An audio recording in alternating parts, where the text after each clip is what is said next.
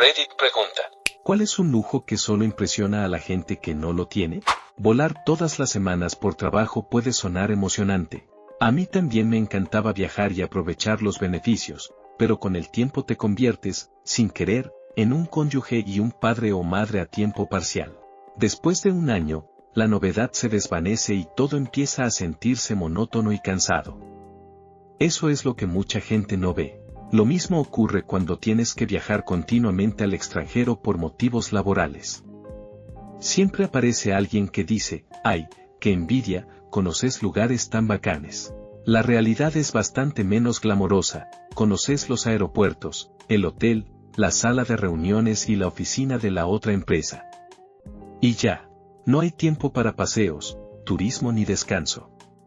Al final, viajar por trabajo deja de ser un lujo y se convierte en una rutina agotadora que muchos idealizan desde afuera.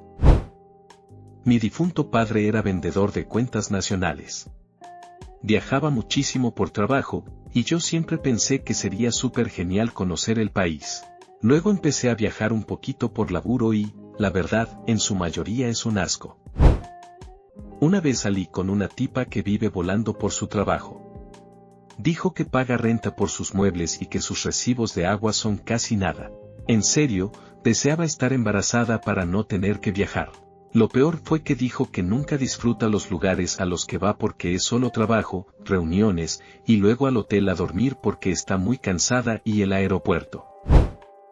Viajar por trabajo era bueno para mi bolsillo, pero me destrozó la salud, jet lag constante, jornadas interminables y comer fuera todo el tiempo. A veces tenía apenas 1 o 2 días para convivir con compañeros de trabajo a los que terminé detestando por la cercanía forzada.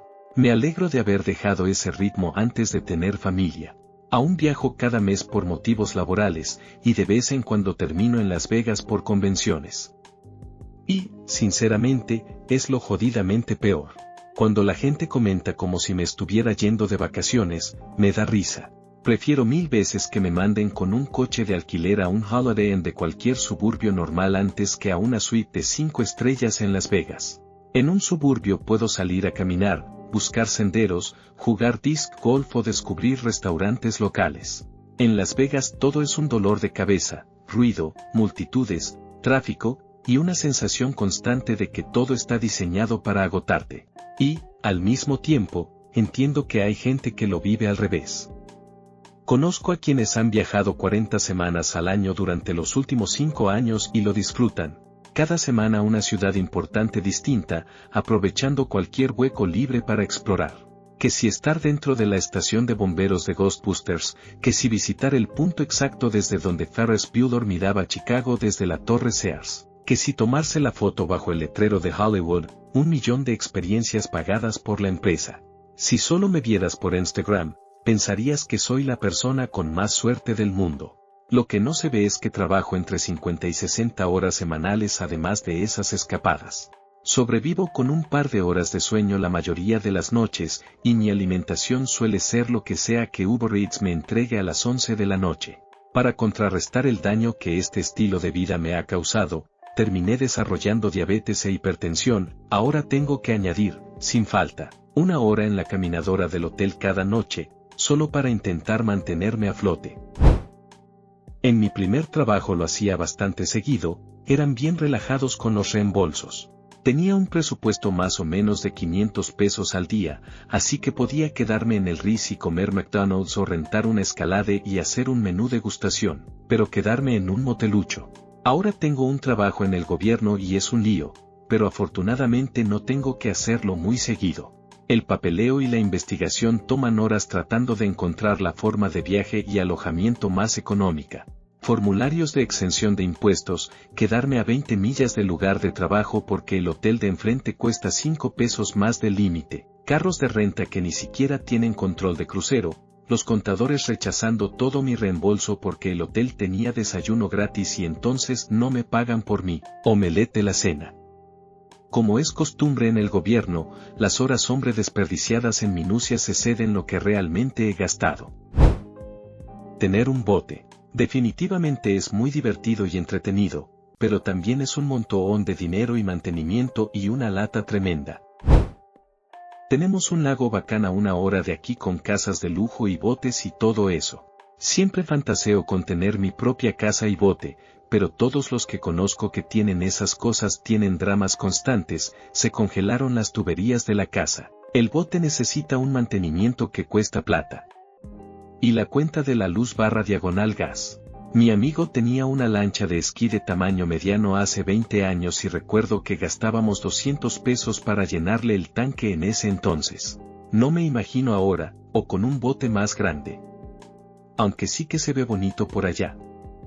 Luego también me sentiría obligado a ir cada fin de semana libre. Supongo que necesito seleccionar un poco más a mis amigos y conseguir más dueños de botes en la lista, jaja. Tener un caballo, o caballos. Es como tener un carro deportivo caro y que requiere mucho mantenimiento, que se daña si lo miras feo. Yo crecí en una granja de caballos. Teníamos alrededor de 20 caballos de establo, y la mayoría de sus dueños eran personas de clase media totalmente normales, básicamente con una segunda hipoteca solo para poder mantener a su mascota. Me gustan los caballos, de verdad, pero el costo de tener uno, especialmente si no tienes tus propias instalaciones, es una locura. Nunca lo he entendido. La experiencia de tener un caballo se puede recrear muy fácilmente. Pon un montón de billetes junto a tu cama antes de dormir, despiértate a mitad de la noche y tíralos por la ventana. Tada. Ya viviste lo que cuestan las visitas del veterinario equino. Y lo mejor es que los caballos saben cuando empiezan las tarifas fuera de horario. De cada 100, 99 encontrarán exactamente esa franja para enfermarse, cojear, hincharse o desarrollarse la laminitis. Es como si tuvieran un reloj interno especialmente programado para arruinarte el sueño y la cuenta bancaria. Una amiga mía de la escuela es veterinaria de caballos y nos contó todo sobre los costos de abrir su propia clínica. Al final se quedó con la clínica donde ya trabajaba, pero aún así tuvo que pagar por el equipo. Y no hablo de poca cosa, tiene su propio resonador magnético para caballos. Porque no había una clínica con esa tecnología a una distancia razonable, tuvo que invertir en uno. Todos nos quedamos un poco impactados al escuchar las cifras y meticulosos cuidados que implica, hasta que recordamos lo seguido que los caballos encuentran alguna manera creativa de enfermarse con algo que simplemente no puedes ignorar. La ironía máxima llegó el día que su clínica pasó a ser oficialmente suya. El primer caballo en usar su resonador magnético fue el de ella, porque justo esa mañana, su querido caballo amaneció cojeando. Al final no tenía absolutamente nada. Probablemente estaba imitando al caballo mejor amigo suyo, que en ese momento andaba con una bota ortopédica. Así que ahí estaba, resonador magnético nuevo, primer paciente, diagnóstico definitivo, y un caballo que, básicamente, estaba haciéndose el dramático por solidaridad equina. Estar con buena salud. Hay un dicho que dice algo así como, la salud es una corona que solo los enfermos pueden ver. También está esa frase tan cierta, cuando estás sano, tienes 1.000.000 de problemas, cuando estás enfermo, solo tienes uno. Ambas ideas me recuerdan que debo contar mis bendiciones y actuar sobre aquello que sí está bajo mi control. Siempre di por sentado mi buena salud y mi estado físico. Nunca hice nada extraordinario para mantenerlos, simplemente asumí que estar bien era lo normal. Pero ahora que cada vez más personas cercanas a mí empiezan a sufrir problemas de salud constantes, me doy cuenta de lo afortunado que he sido, y de que quizá debería cuidar más lo que como y bebo. Me rompí la pierna a principios de este año y, Dios mío, mi breve incursión en el mundo de la discapacidad fue una verdadera pesadilla. El estacionamiento para discapacitados es extremadamente limitado, si más de 2 personas con movilidad reducida intentan ir a la misma tienda al mismo tiempo, el tercero ya no tiene lugar a menos que pueda caminar como si nada.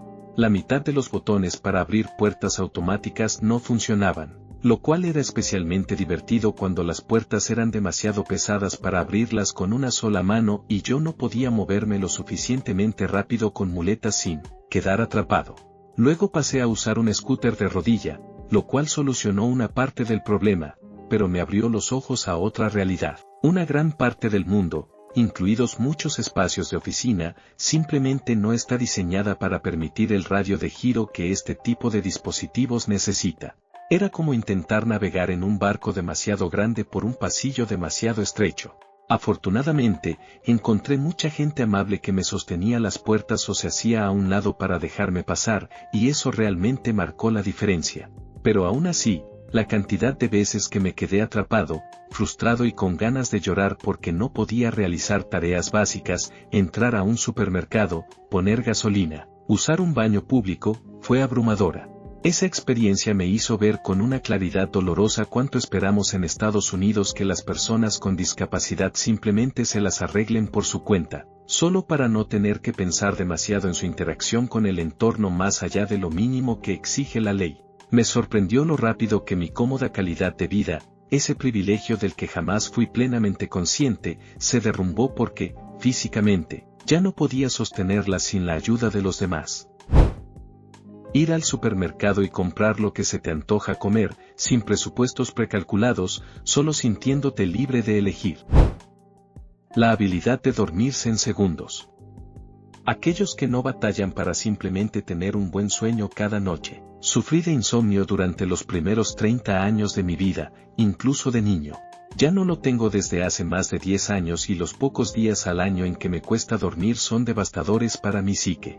Me da mucha pena por todos esos años de lucha y estoy súper agradecido por el regalo del descanso.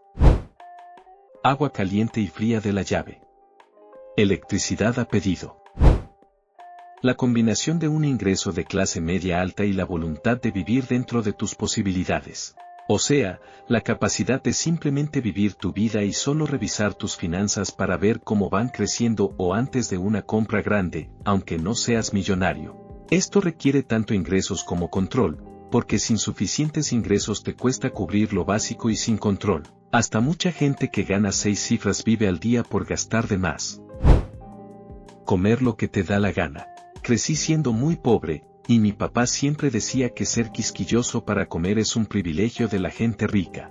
Ahora que vivo en un barrio de clase media alta, me asombra lo cierto que era su frase, y lo malcriados que pueden llegar a ser mis vecinos y, especialmente, sus hijos.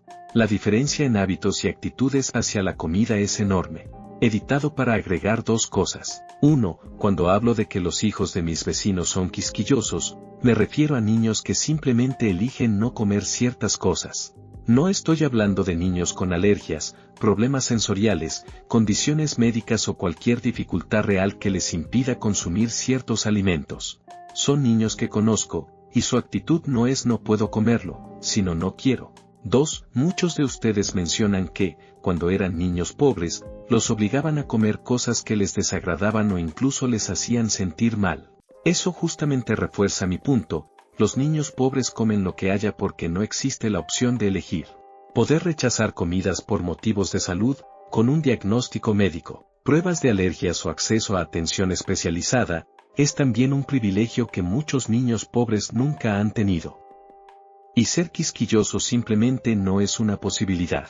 No hay menú alternativo, no hay sustitutos, no hay presupuestos para caprichos. En resumen, ser selectivo o exigente con la comida es un privilegio que la gente pobre muy a menudo no tiene, y verlo tan claramente en mi entorno actual solo me recuerda las grandes diferencias que aún existen en algo tan básico como el derecho a elegir qué comer. Comer lo que te dé la gana. Me acuerdo perfectamente de la sensación de no poder comer hasta quedar lleno. De pequeño éramos pobres y, más adelante, cuando ya en la adolescencia mi mamá podía permitirse comprar más comida, parecía que me hacía la mala a propósito pasándome hambre. No desayunaba. El almuerzo era un sándwich miserable, 2 rebanadas de pan con una sola loncha de carne súper fina o una rebanada de queso americano barato. La cena era igual de pequeña. Mi merienda solía ser una bolsita diminuta de papitas, entre 70 y 230 calorías, y una fruta. En total, consumía unas 800 calorías diarias, cuando medía 1.80 metros a los 14 años y además era súper activo. Es decir, mi cuerpo estaba funcionando con menos de la mitad de lo que necesitaba. Recuerdo un día en el que tenía tanta hambre, tanta desesperación, que no aguanté más y me comí todos los plátanos que había en la casa. El griterío que salió de ese incidente fue una locura. Su hija adolescente se los había comido todos, aun sabiendo que las consecuencias serían gritos, golpes y que, con mala suerte, me destrozaría mis cosas. Esa sola acción, haber arriesgado todo por comer fruta, debería haber sido una pista clarísima de que no estaba mintiendo ni exagerando. Pero no. Nunca lo fue para ella. Yo estaba por debajo del peso normal. Le rogaba por porciones más grandes y ella se negaba, y cuando seguía insistiendo, bueno, ya te puedes imaginar. Cuando los gritos no bastaban para callarme, recurría a lo otro. Tenía este plato tamaño infantil del que se suponía que debía comer, y ni siquiera lo llenaba. Era horrible terminar cada comida con hambre, sintiendo que mi estómago estaba vacío. Para que te hagas una idea, apenas podía terminarme una cajita feliz cuando salíamos a comer, y eso que solo tomaba una Coca-Cola. Si hubiera pedido un batido, me habría llenado por completo. Todo esto va en dos sentidos. 1. Poder pagar cualquier tipo de comida sin que se te vaya el presupuesto. 2. Poder comer nachos, hamburguesas, papas fritas o pizza todo el tiempo sin engordar un montón. Claro, lo segundo probablemente trae consecuencias para la salud a largo plazo, incluso si te mantienes delgado, pero después de haber pasado hambre real, ambos puntos se sienten como lujos enormes. Después de visitar el país de mi esposo, tercer mundo, desde mi país, primer mundo, y luego que la familia de él me visitara en mi país y armara un gran alboroto por estas cosas, voy a decir, electricidad confiable, hielo, apretando un botón, una secadora, aire acondicionado, robot aspirador, lavavajillas, triturador de basura, agua fría filtrada desde el refrigerador, poder comprar carne que ya esté cortada al punto de estar lista para usar. Opciones sin hueso y sin piel también. Casas selladas donde el polvo no se meta soplando en el piso. Poder comer sobras con confianza sin pensar que el refrigerador no hizo su trabajo manteniéndolas frías. Poder comer vegetales frescos sin preocupaciones. ETA, hora estimada de llegada. Poder tirar el papel higiénico usado por el inodoro y tener agua caliente instantánea y constante sin tener que esperar 15 minutos a que el calentador de pared haga algo para poder ducharse. Tener una piscina. Para nosotros la piscina estaba bien hasta que dejaron de usarla después de que nuestro hijo se fue a vivir a otro lado. Yo me tiraba un clavado bajo las estrellas para relajarme, lo cual era chévere, pero se convirtió en un evento de relajación poco frecuente en mi vida. Mi esposa no se había metido en años. Vendimos la casa. Como sudamericano que vivió en Francia por 10 años, esta es una pregunta buenísima. Mi respuesta es una paradoja. Los verdaderos lujos en Europa son cosas tan confiables que se han vuelto completamente invisibles para la gente que las tiene. Aquí va mi lista. Los verdaderos lujos, que los europeos no saben que son lujos. Estas son las cosas que son tan fluidas que ni siquiera se consideran lujos. Simplemente se dan por sentado. Esto, para mí, es el lujo máximo. 1. Electricidad estable. Esta es la más grande. En mi país, mucha gente guarda una moneda encima de un vaso pequeño con hielo en el congelador.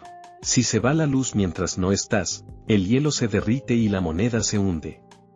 Cuando vuelve la luz, todo se vuelve a congelar, pero la moneda queda abajo. Así sabes que toda tu comida se descongeló y no es segura para comer. El verdadero lujo no es un refrigerador inteligente. El verdadero lujo es una red eléctrica tan estable que nunca, jamás, has tenido que pensar en hacer esto. 2. Agua caliente ilimitada e instantánea. La capacidad de abrir cualquier llave de la casa y que salga agua hirviendo al tiro. Nada de esas duchas suicidas eléctricas, nada de presión débil, nada de esperar 15 minutos a que encienda una caldera de gas. 3. Agua potable del grifo. Poder tomar agua directo del lavamanos sin pensarlo 2 veces. El lujo no es con gas o sin gas, es segura o insegura. 4. Seguridad pública. El lujo de estar aburrido. De caminar a casa de noche con audífonos puestos, mirando el celular. La capacidad de estar totalmente relajado en un parque público es un privilegio que se siente como un superpoder cuando no estás acostumbrado. Los lujos que no impresionan. Luego estaban las cosas en Europa que se consideran de alta gama o avanzadas que a mí me parecían simplemente desconcertantes o incómodas. 1. Hornos y aparatos de precisión. Me quedaba loco con los hornos que tenían controles de termostato súper precisos y la cantidad de electrodomésticos de un solo uso, freidoras, de aire, arroceras, etc. Nosotros crecimos con hornos que solo tenían fuego alto, medio o bajo, y aprendías el arte de cocinar por intuición y tacto. Yo aprendí a cocinar todo en una sola olla o sartén, el ejército de aparatos solo parecía estorbar en el mesón. 2. Productos perfectos. La obsesión con vegetales perfectamente redondos, sin manchas, que se ven todos iguales. Nosotros sabemos que los vegetales feos con formas raras no solo son comestibles, sino que a menudo son los que tienen más sabor. 3. Alta cocina. Pagar una fortuna por 3 puntitos diminutos de espuma en un plato gigante. Mi lujo es un pescado enorme, recién sacado del mar, a la parrilla en la playa con arroz y plátanos por una fracción del precio. Las cosas que daba por sentadas, pero son lujos en Europa. Por otro lado, aquí están los no lujos cotidianos de mi país que me di cuenta que son lujos enormes en Europa. 1. Aguacates. Buenos. Baratos. Todos los días. A veces varias veces al día. 2. Un mundo de frutas. No solo aguacates, sino mangos, papayas, maracuyá y guanábana perfectamente maduros y baratos que de verdad saben a algo. 3. Comida verdaderamente fresca. Legumbres frescas, no las tristes y metálicas de lata. Pescado bueno, barato y fresco. Yo nunca había comprado pescado enlatado en mi vida antes de emigrar. Leche de verdad fresca entregada a diario, no solo cartones UHT. 4. Espacio. Que un apartamento minúsculo de 30 metros cuadrados en una ciudad grande sea normal. Allá, el lujo de tener un patio pequeño, un fondo, o incluso solo una cocina separada, era algo que daba por sentado. 5. Alegría / vibras. Esto es subjetivo, pero juro que una simple fiesta escolar en Sudamérica tiene más vida y más energía que un club nocturno de lujo en Europa. Edith, tengo que añadir una aclaración súper importante sobre toda la comida fresca que mencioné, la leche, el pescado, las legumbres. Allá, comer así no era una elección de lujo, a menudo era un signo de pobreza. Comíamos así porque era lo que había disponible y, lo más importante, lo más barato. El pescado fresco era del pescador local, la leche de la vaca del vecino, los frijoles del mercado del barrio. El artículo de lujo real que era caro para nosotros era la comida enlatada y los productos procesados de larga duración del supermercado. Fue una paradoja total. Solo me di cuenta de que mi forma de comer pobre o barata era considerada un lujo rico después de mudarme a Europa y ver que todo su sistema está al revés, lo fresco y local es caro, y lo procesado y enlatado es barato. Dientes rectos. Tenía mis 4 dientes de arriba de adelante casi rectos hacia afuera. No podía comer mucho, me dolía. Ahora tengo frenillos completos y todavía es difícil comer, pero estoy mejor. 1. Suministro eléctrico confiable las 24 horas. 2. Agua potable limpia, directo del grifo, disponible todo el tiempo. 3. Carreteras pavimentadas de buena calidad, muy bien señalizadas y mantenidas. 4. Reglas de tránsito diseñadas pensando en la seguridad de los civiles. 5. Áreas recreativas bien cuidadas como parques nacionales, parques estatales, etc. Sé que esta lista parece bastante común, pero yo crecí en un país donde nada de esto estaba disponible. Así que sí, si tu país tiene algunas / todas estas cosas, considérate afortunado en cierto modo. Atención médica de calidad.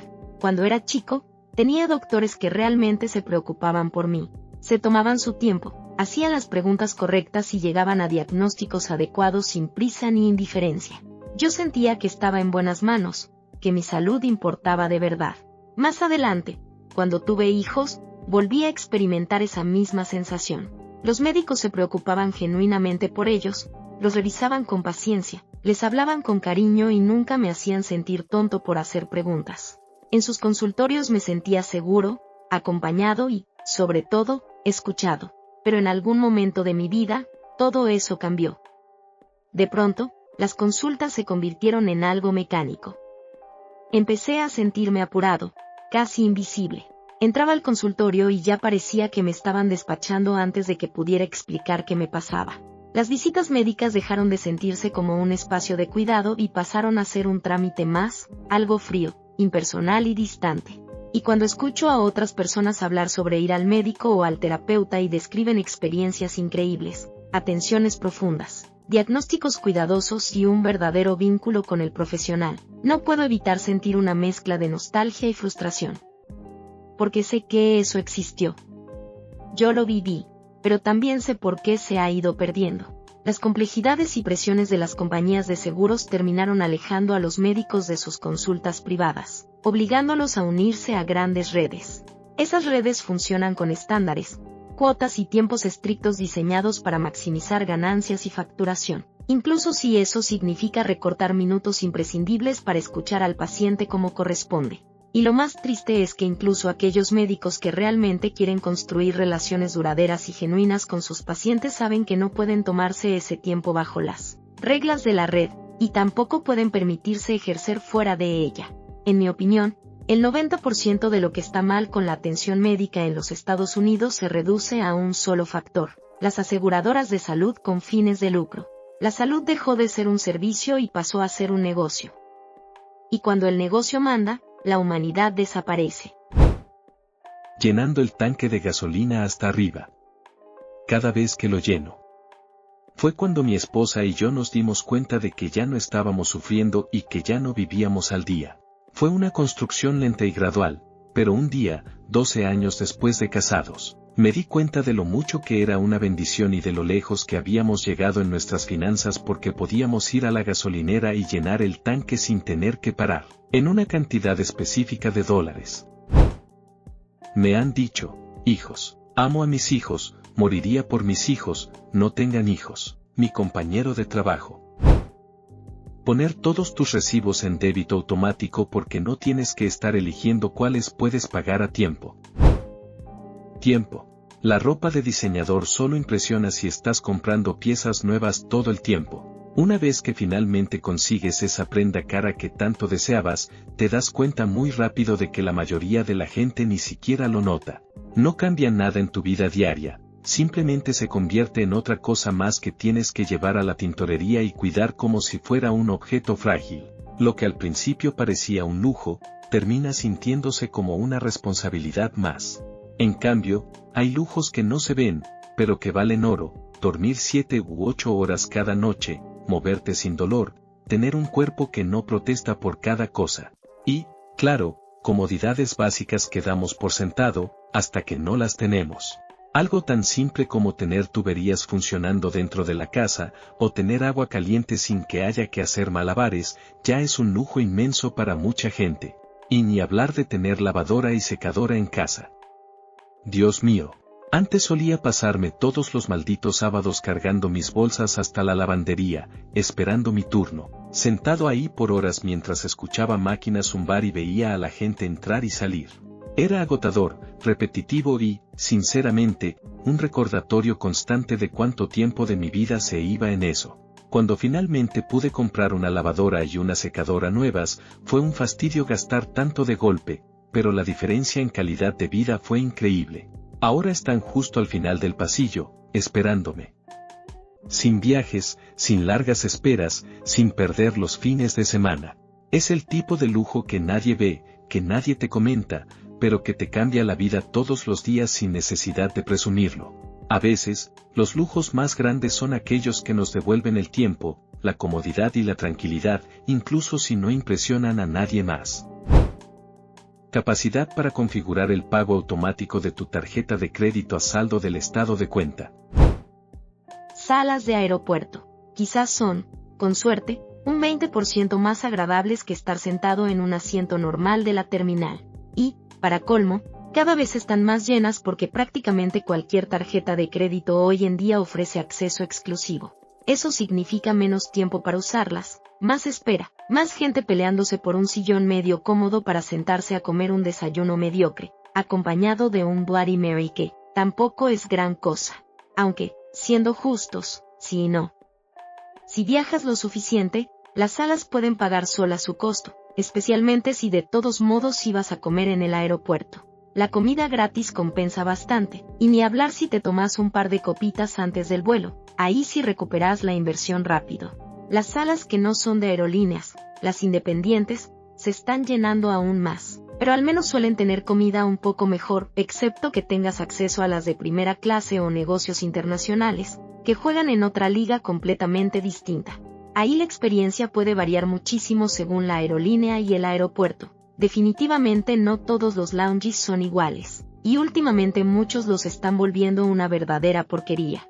Tenía acceso al salón Mastercard en el aeropuerto de mi ciudad, el más básico, ese que igual te cobra entrada, y era pasable, hasta que un día sacaron la máquina de panqueques. Ese fue el fin. Nunca más puse un pie ahí. Al menos antes costaba lo mismo que un café del aeropuerto y podías desayunar decente. Ahora ya ni siquiera vale lo que cobran, aunque, eso sí, todavía uso su wifi porque es lo único que sigue zafando.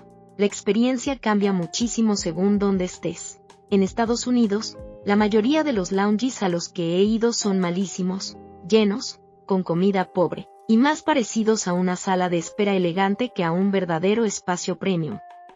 Hay excepciones, claro, por ejemplo, uno en JFK con un bar de cócteles y un restaurante decente, pero son raros. En Europa, es un volado. Algunos son bastante buenos, otros son tan olvidables que no dan ganas ni de sentarse. Pero en general están un paso por encima de los estadounidenses. Y luego están los asiáticos, Singapur, Qatar, Turkish, etc., que son otra cosa. Salones enormes, comida de verdad, duchas limpias, sillones cómodos. Ahí sí te sentís tratado como un ser humano y no como alguien que pagó para estar en un microondas con alfombra. El peor en el que estuve fue uno en Nairobi. Era del tamaño de una sala de estar común y encima estaba abierto al público por unos 8 euros. Resultado, un mar de gente apretada, todos desesperados por llevarse el último puñado de copos de maíz del desayuno. Terrible. Como regla general, si vuelas con la aerolínea nacional o con un socio de su alianza desde su hub, por ejemplo, Air France o KLM desde CDG, suele estar bastante bien. Si no, lo más probable es que sea exactamente como lo describiste. Demasiada gente, comida apenas aceptable y ese eterno sentimiento de ¿y para esto pagué o gasté puntos?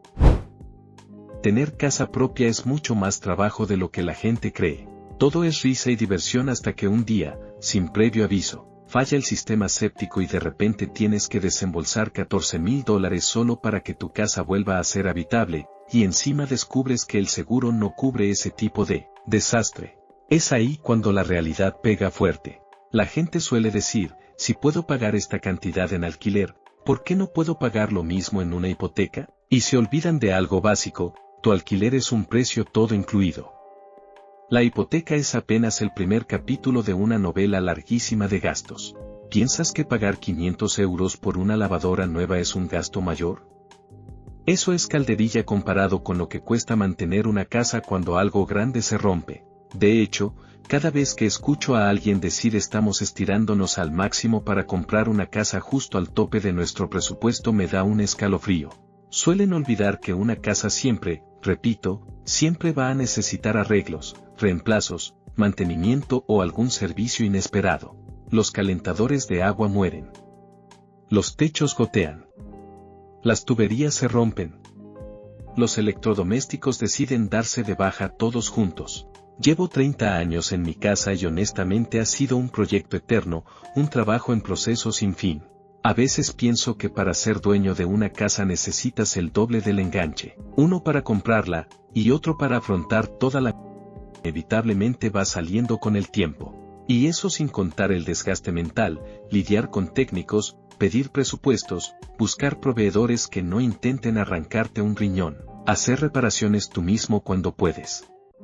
Ser dueño de casa es, en muchos sentidos, un segundo trabajo de tiempo parcial, solo que no te paga.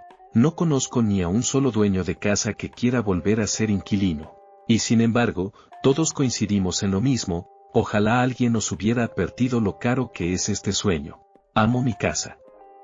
Tiene casi 150 años y es fantástica, pero la mayoría de los meses gasto el equivalente a otra hipoteca solo en mantenimiento y servicios. Por suerte gano bien, y aún así esos gastos representan cerca del 30% de mi ingreso. Vale la pena, sí, pero no porque sea barato ni simple, lo vale porque siento que este lugar es mío. He tenido reparaciones de 25,000 pesos que aparecieron de la nada, y simplemente tienes que estar listo para enfrentarlas. Este mismo verano soltamos 22,000 pesos de golpe. Tuvimos que reemplazar todo el sistema de aire acondicionado, el sistema de riego por goteo y los resortes y el motor del garaje. Para colmo, la garantía de la casa, por la que pagábamos creyendo que nos salvaría de estos gastos, no cubrió absolutamente nada. Segunda póliza que cancelamos en 5 años. A veces siento que, mientras mi esposa y yo avanzamos en nuestras carreras, nuestros gastos también suben de nivel, como si estuviéramos jugando un videojuego de los enemigos se vuelven más fuertes en cuanto tú mejoras tus estadísticas.